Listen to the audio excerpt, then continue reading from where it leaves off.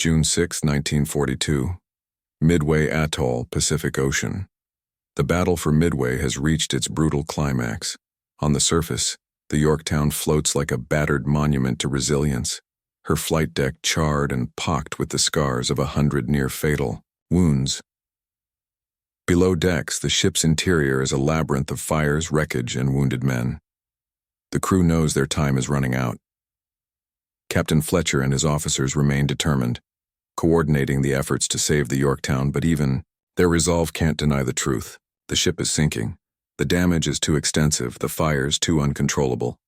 But for the men who fought on her, there is no retreat. There's no giving up.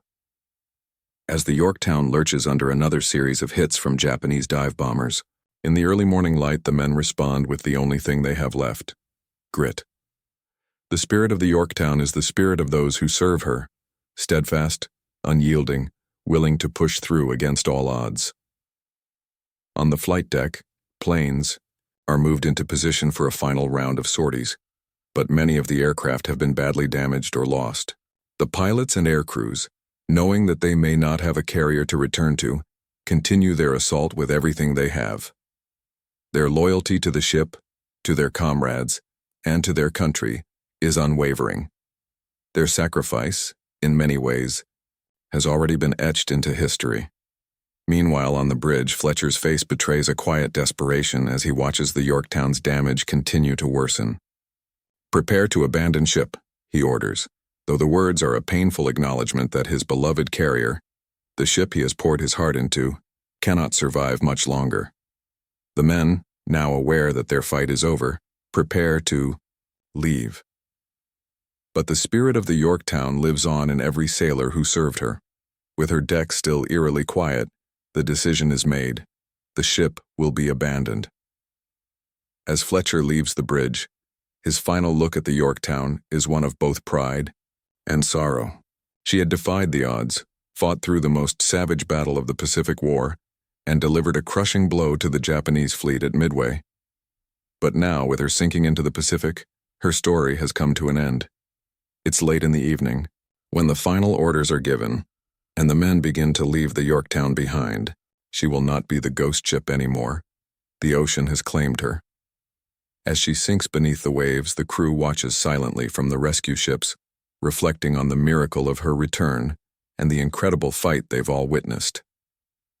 At 11:00 p.m., on June 6th, the Yorktown disappears beneath the ocean's surface, finally giving up the fight. But in her final moments, she leaves behind something far more significant than just a wreck. She leaves behind a legacy of perseverance, resilience, and unwavering courage.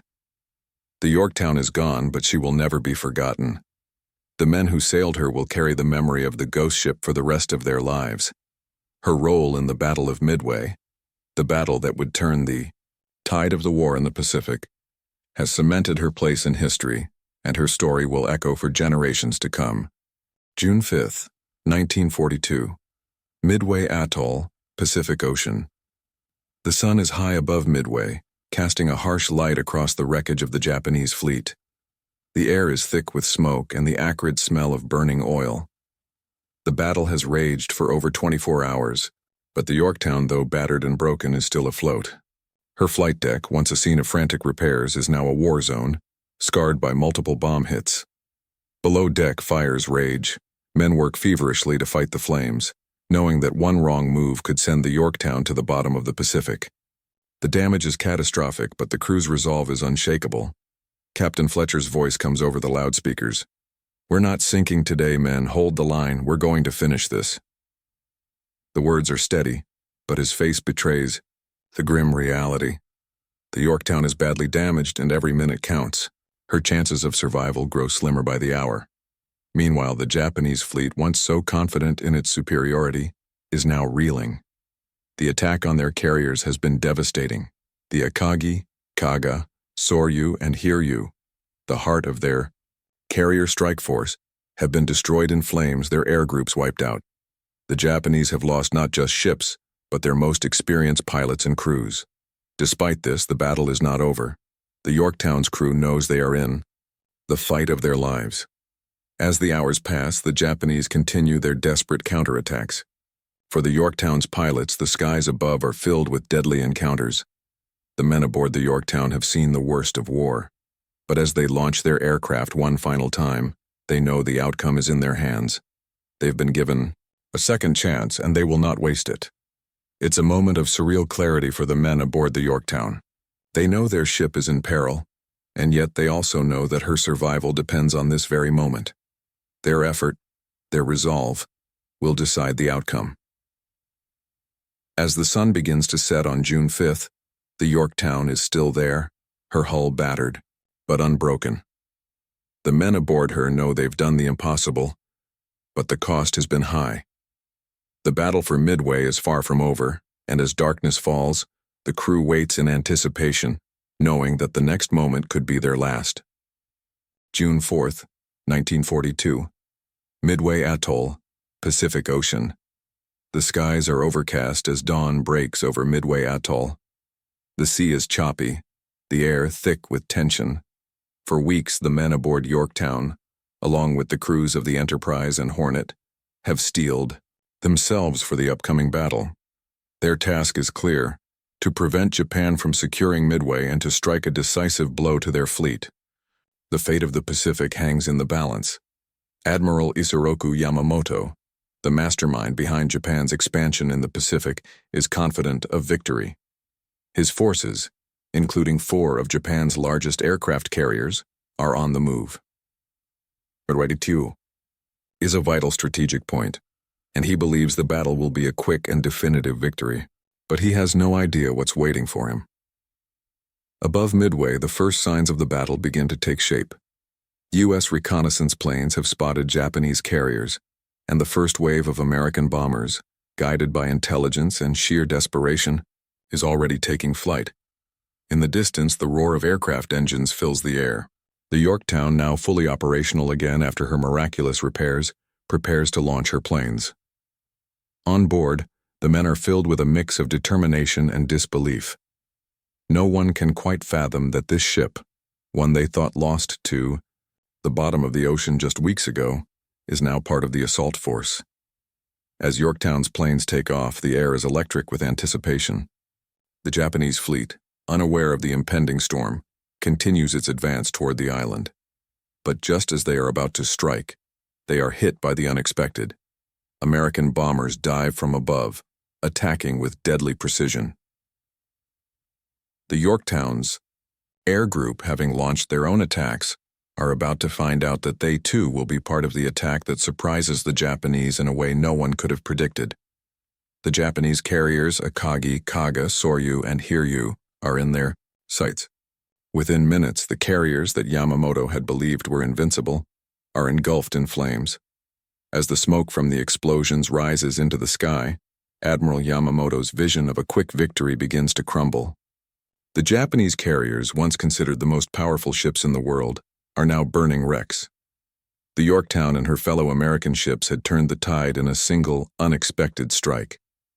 But the battle is far from over. The Yorktown's crew knows this moment of triumph is fleeting.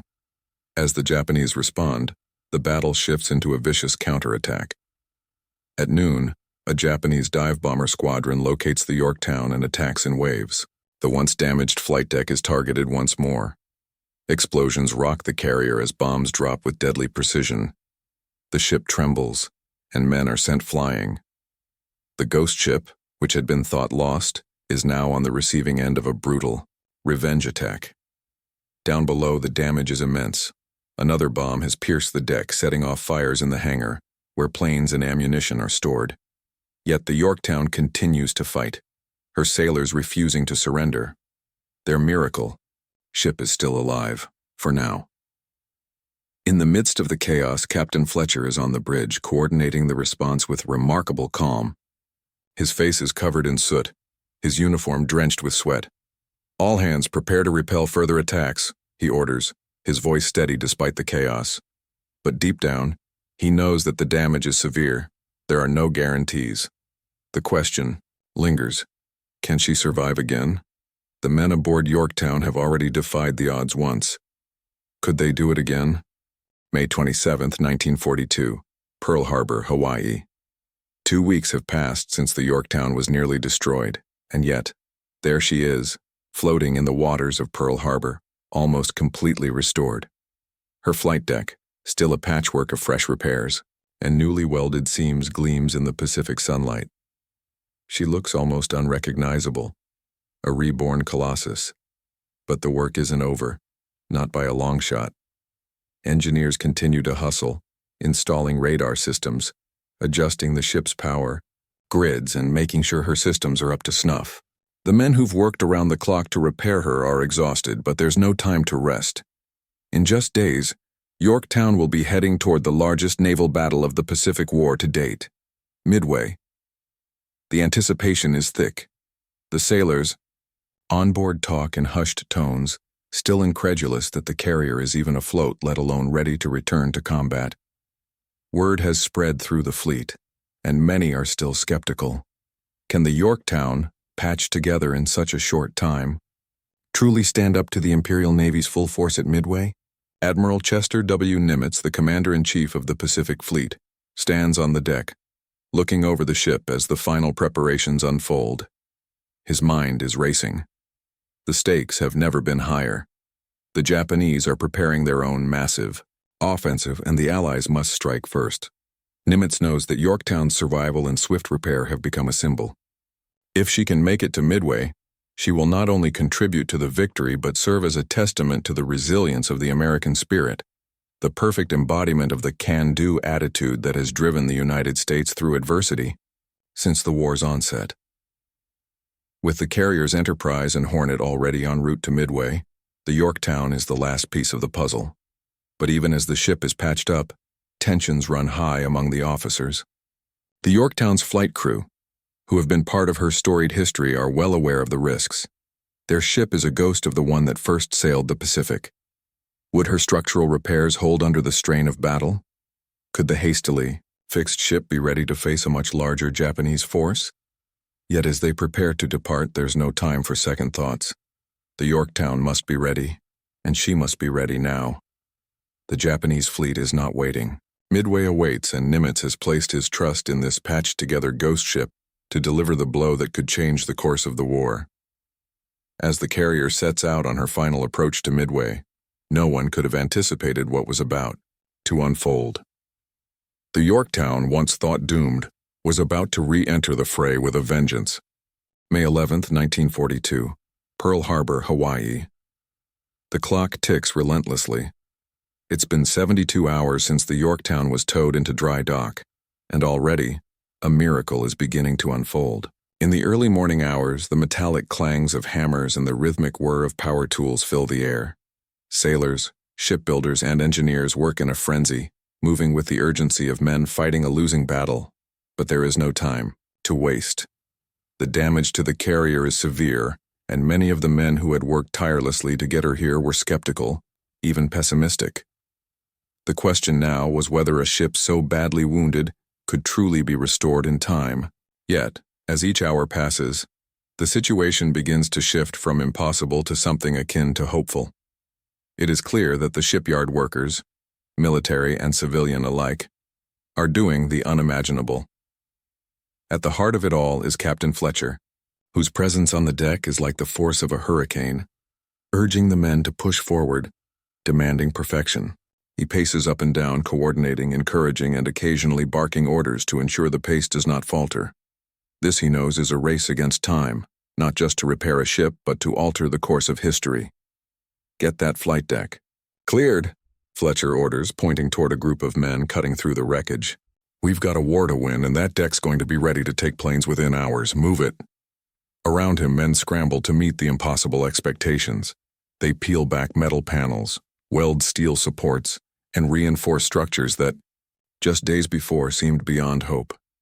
The sound of welding torches and grinding wheels cuts through the tension in the air. Every man on the ship is determined to be part of something legendary. The Yorktown is no longer just a warship.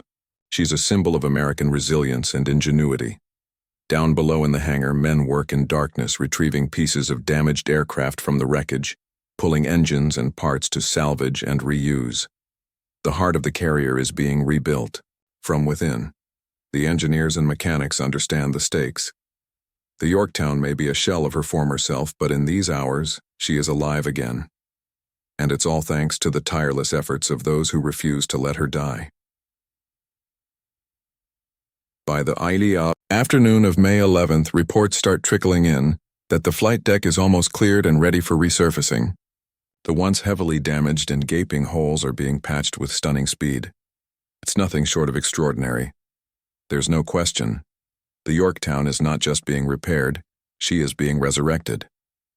As the hours tick by and the repairs intensify, men work through exhaustion, knowing that every moment counts. In the dry dock, the Yorktown, though still far from finished, begins to resemble the ship she once was. Every rivet, every patch of steel, represents a painstaking effort to bring her back into the fight. By May 13th, just 5 days after, the carrier was hit. It becomes clear that a true miracle is unfolding before the eyes of the men who once thought her finished. The impossible is happening. The Yorktown is not just going to sail again, she is going to fight. May 9th, 1942. Pearl Harbor, Hawaii. In the dimly lit corridors of the Pearl Harbor Naval Base, men scramble to assess the damage. Mechanics, engineers, and shipbuilders gather around the Yorktown, now docked in the harbor, the once proud carrier listing slightly to port. The crew aboard the ship has already begun the grim task of surveying the destruction, but this is far from ordinary wartime damage.